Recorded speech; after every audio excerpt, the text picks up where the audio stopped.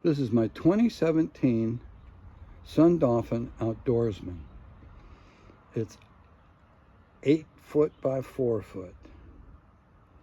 I've got a Minn Kota Riptide on the front and a Newport Vessels trolling motor on the back.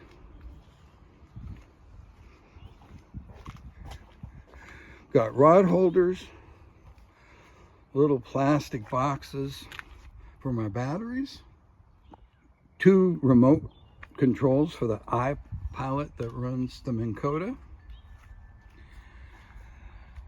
I paid $3,000 for all this in 2017. I want $1,900.